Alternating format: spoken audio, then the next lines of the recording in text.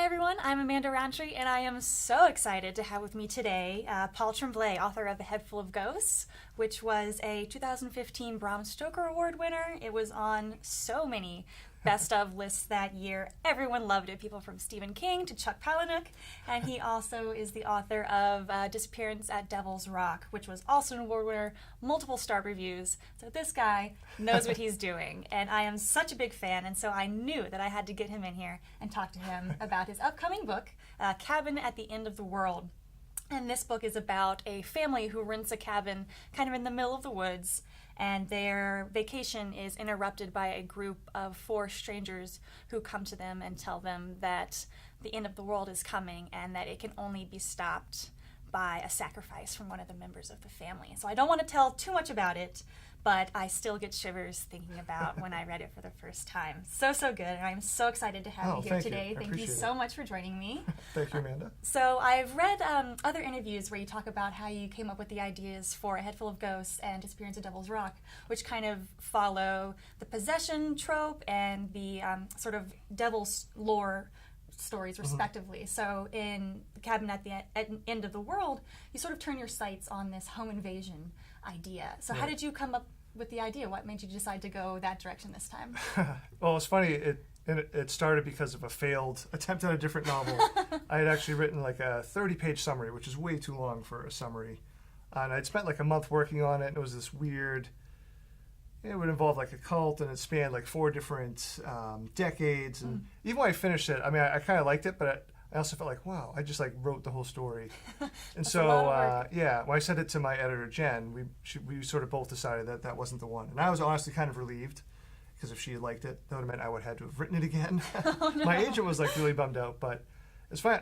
And I found out when I was in Los Angeles doing a book thing. So actually on the plane ride home, I just had my little notebook out, and I don't know, I was just free associate thought, and I drew a little cabin. And that's really how it started. Like I drew a little cabin, and that just got me thinking about the home invasion sort of genre of film. Because unlike with A Head Full of Ghosts, you know, I did enjoy the movie The Exorcist, and there are a lot of things I do like about that genre, and not like, but you know, I've watched a lot and I enjoy it. With the home invasion genre, I tend not to typically like those movies or stories. There were some that I do like. Wait Until Dark, I think, you know, maybe one of the first ones, you know, which is just genius. And more recently, I enjoyed Mike Flanagan's Hush, which came out on Netflix recently. But I just started thinking, you know, I'm not a huge fan of the home invasion. How would I do a story that I would want to read? Yeah. So it's really the start of it. And that sort of excited me because it was a challenge. Like, you know, how am I going to create something that I typically don't watch or read about that I would? How did you come up with the idea with the family? Like, what placed them there, and how did you make all of these characters and put them in this place? So in some ways, I kind of like how I feel like this book fits in a little bit with these two, you know, with the family in crisis sort of setup. But I feel like I'm coming at it from a slightly different angle, at least in terms of how I use the supernatural. But I don't know. I really the challenge of having just, you know, the two men and their adopted daughter. You know, it's almost like this thing could be scripted as a play because it's all in the cabin. I mean, there's some things you see on the television, you know, that's their little almost like portal or view of the rest of the world. But you know, it's all self-contained. It takes place there. So, as a writer, I really enjoy the part of the process that I enjoy the most is the characters. So just the setting where it was just going to be those 3 and those 4 strangers that show up, to me was really exciting. Just it's all going to be on the character's shoulders. So I was really excited to, you know, to work on Wen's character and Eric and Andrew and everybody else. So that's sort of what got me excited about it. Yeah, I thought that was really, it sort of like made it even more effective how they were just kind of trapped in this one area, and it really was all just them interacting and reacting to things that were going on and things that they said and everything that happened in that room. So I thought that was kind of a really... It made it even more like exciting about what was going on. Yeah, and if I can be, I don't know, a little bit of writerly obnoxious or pompous. Go for it. To me, the book also became, you know, because when I come up with an idea for a story, one of the things I try to figure out, besides the characters, is, well, what does this mean to me? And this novel very much became about, hopefully it serves, besides, you know, being a riveting horror story, I hope people can read it as sort of an allegory of our current socio-political mess that we're in the United States in particular. Yeah. So I guess I would just throw that out there. Yeah, and that's another thing that I really enjoyed about, all of your novels that I've read, is that there's always some like further message about what's going on. Like especially in A Head Full of Ghosts, you've got the story of this young girl who is sort of like subjected to all of these outside forces and what's going on in her own life. You don't really kind of know what's going on, and I think that was like one of my favorite things, because you don't really know. But all of them always have something else going on, something else that you can take away from, it's not just a scare, it's not just like, what's going on. So yes, I think you do that really well. Thank you. One thing that you mentioned earlier is that, all three of these books are sort of about a family in crisis. Right. So what do you think about that idea that creates such an effective horror novel? Some of it just reflects some of my own anxieties as as a parent, and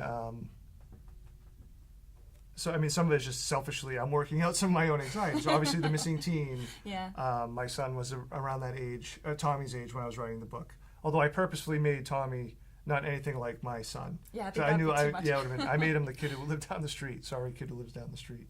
And Mary was my daughter's age. So I mean, some of it was just like the convenience of having, my kids around, or I'm a teacher, so I have a lot of people that age around me.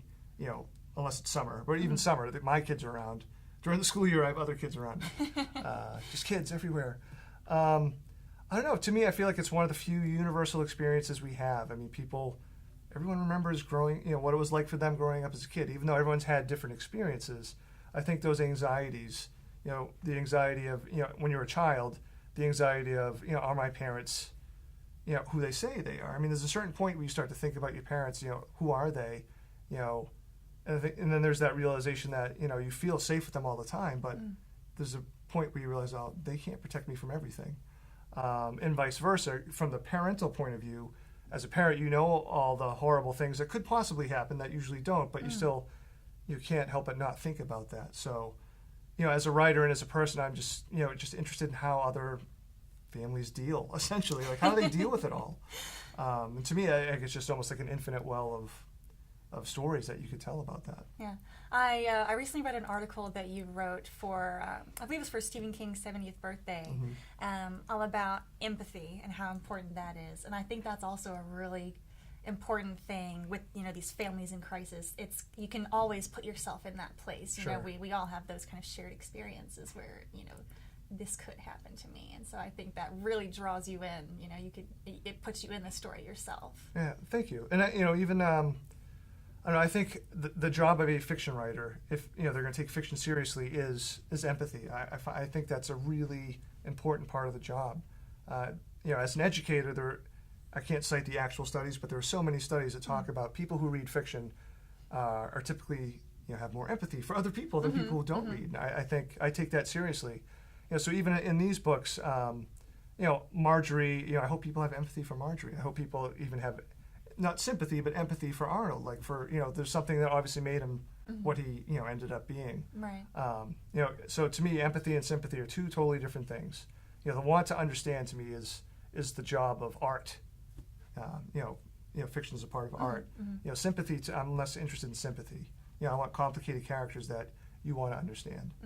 And I can totally see that, like reading Cabin at the End of the World, you sort of learn more about these supposedly like bad characters throughout the novel, and it makes it just that much more complicated when you feel that sort of empathy for them. Yeah, that was hard. That was one of the harder parts for the book for me, is to decide how much of some of those four stranger characters that show up. I mean, I think I leave one of them to be not a cardboard cutout, but certainly he's, I think, less empathetic than the others. I mean, he's there for an important reason, but when we get toward the end of things, I wanted to have the ones who were left, I wanted people to know a little bit more about their story, about why they might be here, about why they might feel like they're forced to do what they're doing, which to me is a scary idea, that you could see yourself as a good person and think you have no choice but to do something that isn't good. It adds that whole other level of complexity to these characters, and like I kind of referenced earlier, like it sort of sets it more in the real world. Like there's usually not just evil people or good people, and so adding these they could be anyone. It could be you. If you're convinced that this is happening. Right. Yeah. So. No, definitely. Thanks. Yeah. So my next question, judging from A Head Full of Ghosts, you are not a stranger at all to the horror genre, No. both film and in books. And so I wanted to know, are you a bigger fan of either medium, and which one do you think is scarier? I think I have to say, because I dedicated part of my life to writing, so I definitely think I fall more to, I would call the writing part of it is more my favorite. But I obviously do love horror movies too. And to me, they affect me differently, much differently, books compared to movies. I feel like movies are more, not all movies, because there are some I think that can affect me sort of on an art, literary sort of level or interior level. But movies tend to be more like going to the funhouse for me. And that I'll be viscerally scared, like, be hiding behind blankets. And even recently watching Mike Flanagan's, so for Gerald's Game, I actually sent a message to the director, like saying, "Hey, great movie." Oh wow! I had to admit that at a point in the movie, because I was home, everyone was asleep, and I was just watching on my laptop in the dark. And there was a point in the movie where I was like, you know what? I'm going to shut it off right here and finish it tomorrow when it's bright outside, because I was getting too freaked out. Yeah. So movies tend to have a more visceral reaction like that, whereas novels will linger with me. I'll find myself thinking about them, and I don't know. I feel like the best books. Sort of enrich like my daily life in unexpected ways. I just find myself thinking about them. They stay with me longer. That's not to say a movie can't too, but yeah, there's something a lot more personal, I think, reading the words and having this like acting out in your own head rather than just having it like fed to you from a screen. Definitely. That definitely makes it more of like an individual response. I know for me, visually, when I realized this cover was what it was, and I don't know if you can like zoom in on this or we'll put it up on the screen, but when I realized that this was sideways, like that it's literally the view from the wall, right?